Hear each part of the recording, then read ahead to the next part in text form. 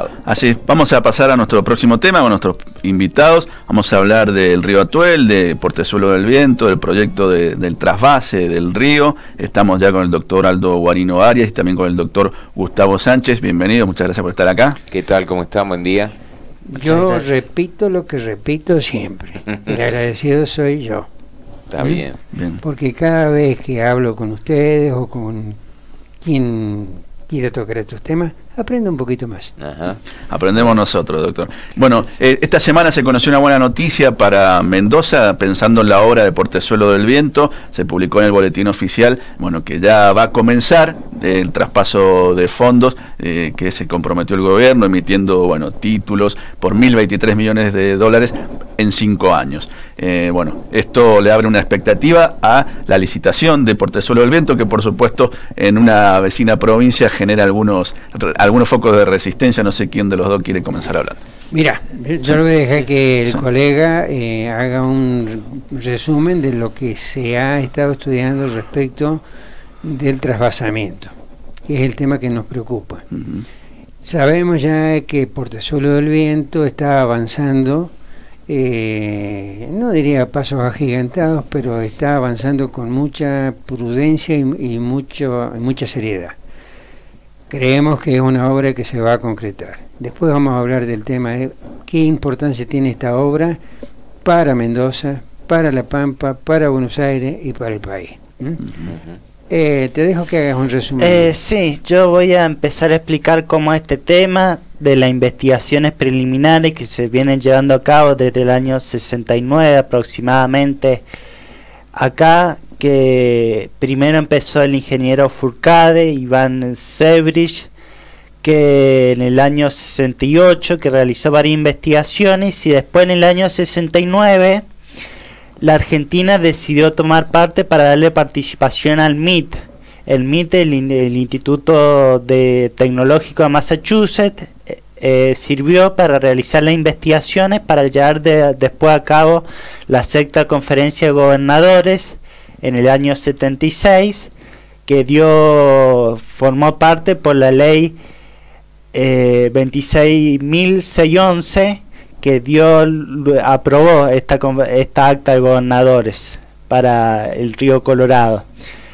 Lo que fue importante de este estudio del MIT llevado a cabo en el 69 es que el MIT determinó que se formaran entre las 5 provincias que luego venían a afirmar que son las que toman parte del conflicto, que son Buenos Aires, La Pampa, Mendoza, Neuquén y Río Negro,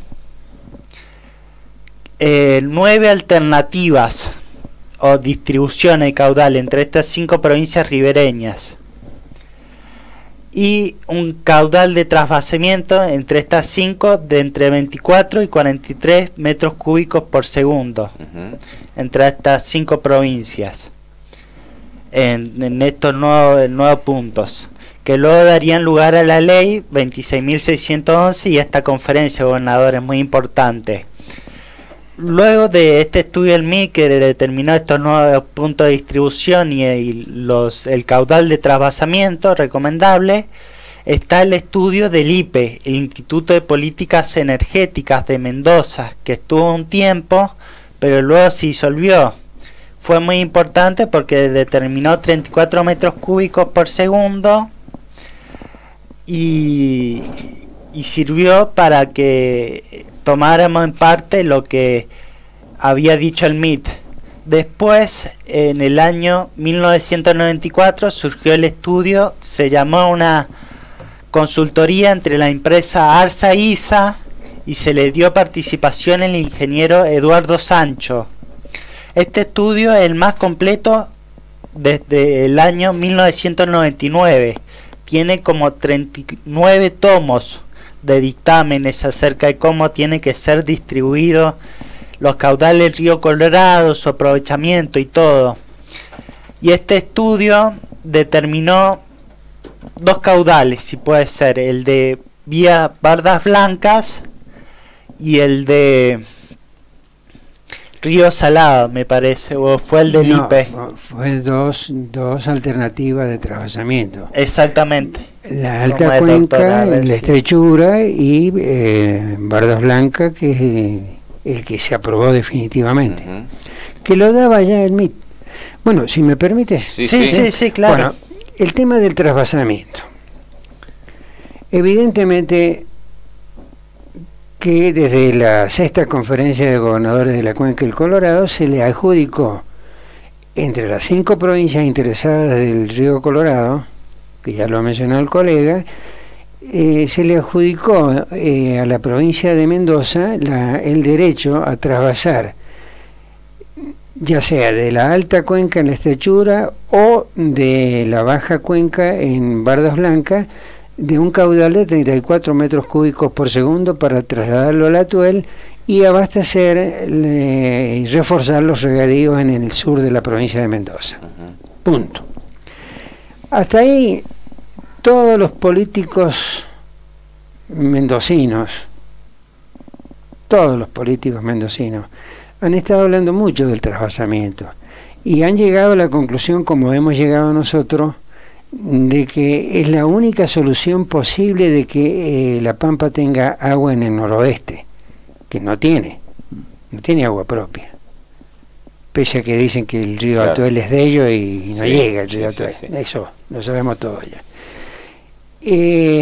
Nosotros hemos propuesto, y esto es lo que nos interesa destacar en este momento, la 6ª Conferencia de Gobernadores de la Cuenca del Colorado le adjudica en las distintas alternativas, 9 alternativas que propone de riegos con agua del río Colorado entre las 5 provincias, propone una especie de distribución de los caudales casi parecido entre Buenos Aires, La Pampa y Mendoza. Muy poco para Río Negro porque alcanza para regar algunos pequeños valles de Río Negro y muy poco y casi nada para la provincia de Neuquén.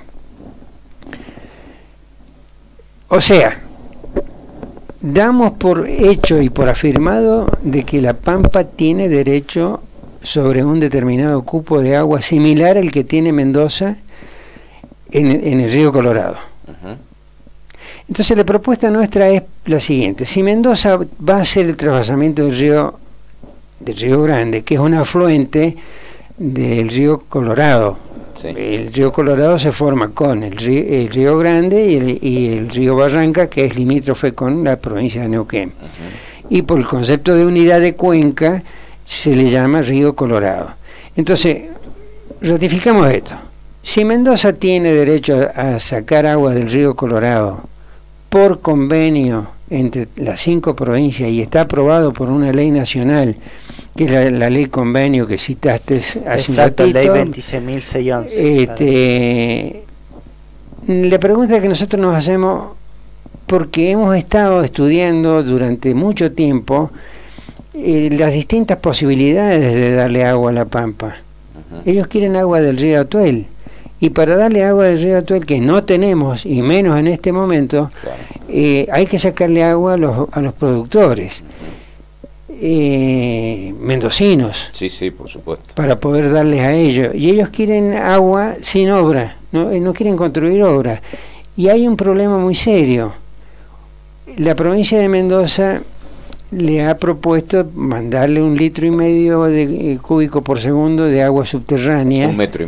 1,5 metros cúbicos por segundo, para mandarlo a la provincia de La Pampa, pero le exige y le propone y le insiste a La Pampa que tiene que hacer la canalización y la impermeabilización de esos 130 metros cúbicos para cumplir con las normas internacionales en la materia.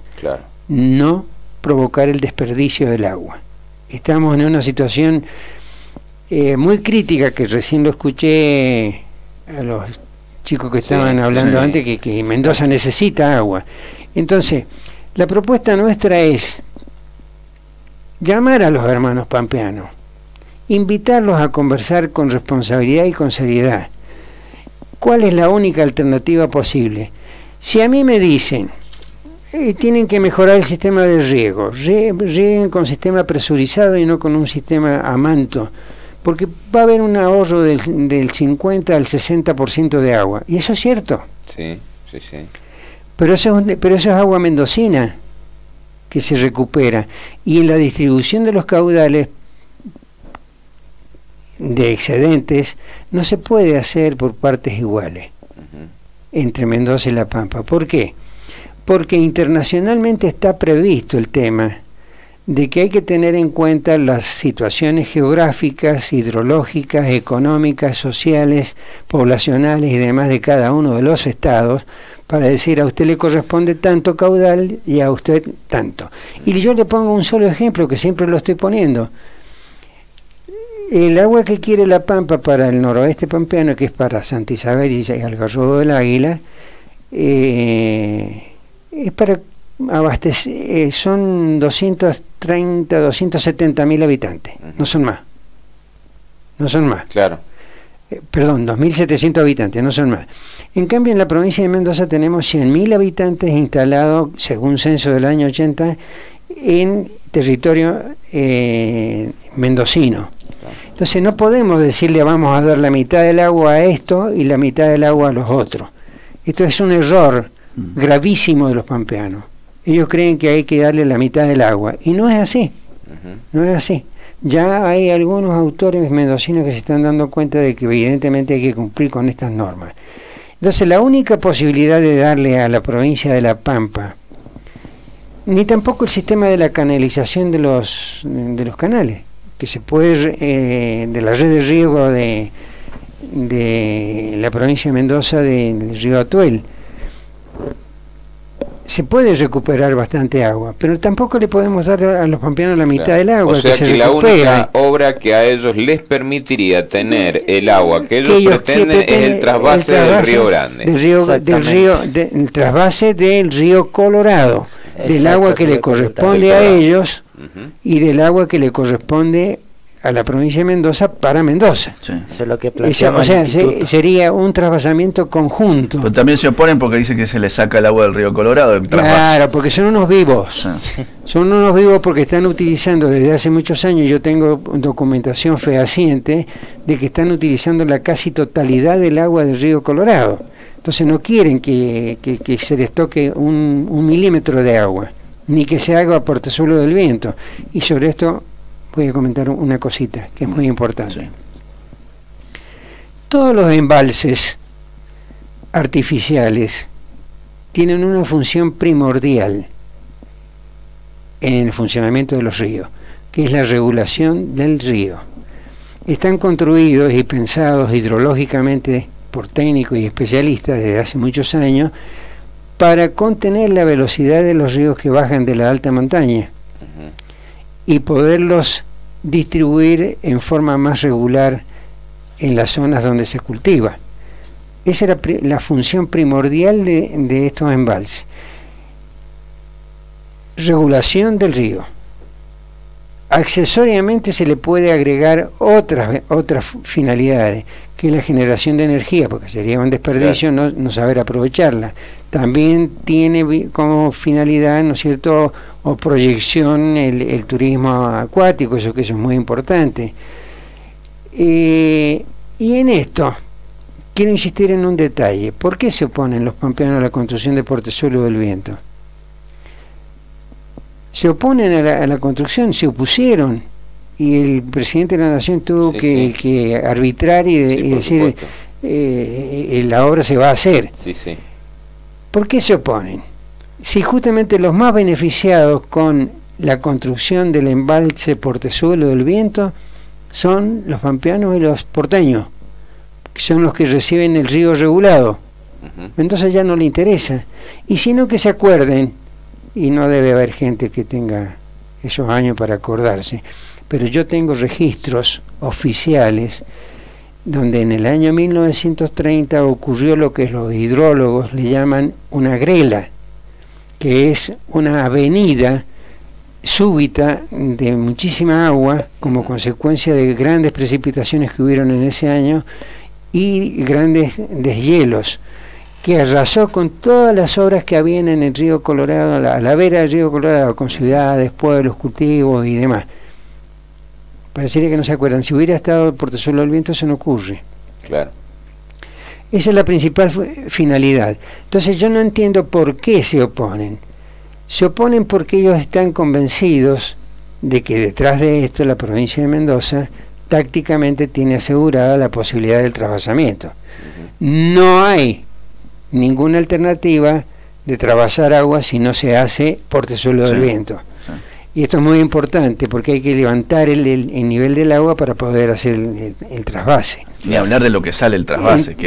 Claro, entonces hay que invitar a los pampeanos, y esta sería mi exhortación. Y yo aclaro, y ustedes lo saben perfectamente bien, ni él ni yo somos funcionarios públicos, sino que esto lo hacemos porque estamos vinculados a un instituto que se dedica a investigar estas cosas. Seguro. Invitar a los pampeanos a sentarnos a conversar con los especialistas y con los técnicos con seriedad y con responsabilidad, sin actitudes beligerantes. No nos digan más que le hemos robado el río, porque no es cierto. Claro. Pues tendríamos que cambiar las cosas. No sé quién está robándole a quién. Ellos están utilizando regalías energéticas todavía, cuando ya le han dicho, no señor, esto no les corresponde. De los nihuiles. De los nihuiles. O sea, no sé quién le robó a quién. Y es el único caso, ¿no? El único caso, en 43 casos que hay en el país, el único caso que se liquida de esta manera. En base a un decreto que evidentemente es ilegal, es inconstitucional desde todo punto de vista.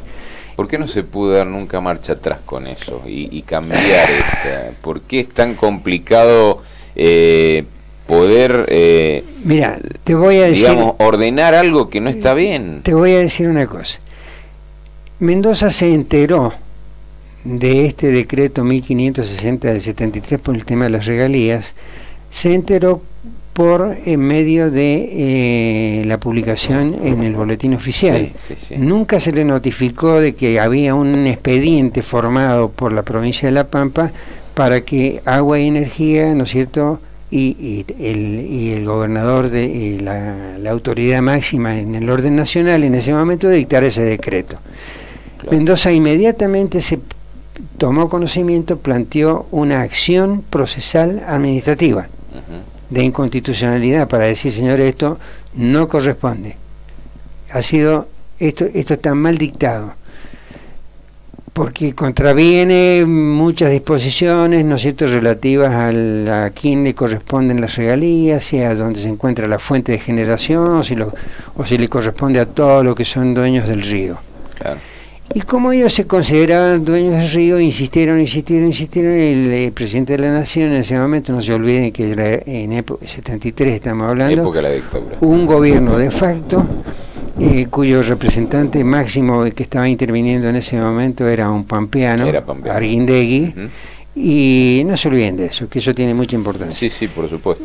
Lamentablemente esto es la clave de la resolución, claro, es la clave. Y lamentablemente la provincia de Mendoza estuvo trabajando muchos años con el trámite administrativo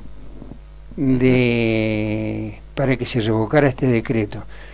El expediente se perdió 2 veces y Mendoza tuvo que reconstruirlo. La última vez lo reconstruyó. Cuando lo terminó de reconstruir,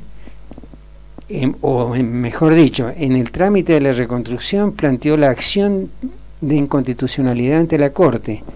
La Corte de la Nación en ese momento le dijo, señores, no le aceptamos el planteo de inconstitucionalidad porque no han agotado el procedimiento administrativo. Caramba, se había perdido 2 veces el expediente, había jurisprudencia de la Corte, claro, de mucho valor, que cuando transcurría mucho tiempo sin que la administración pública resolviera lo que tenía que resolver, se abría la instancia judicial. Claro. Eso es jurisprudencia reiterada de la Corte.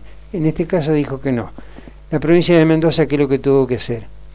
Apurar el tema, y lo ha estado haciendo hasta ahora, de terminar con el proceso administrativo. Y ya terminó, porque en diciembre del 2015 se despidió el procurador del Tesoro de la Nación, con un trabajo de 39 páginas que tiene todos los fundamentos y todos los antecedentes y toda la jurisprudencia de la propia Corte, y dispuso que el Poder Ejecutivo de la Nación, el Gobierno Federal, procediera, de acuerdo a la Ley de Procedimiento Administrativo, a revocar el decreto 1560 y dispusiera el pago del 100% de las regalías a Mendoza.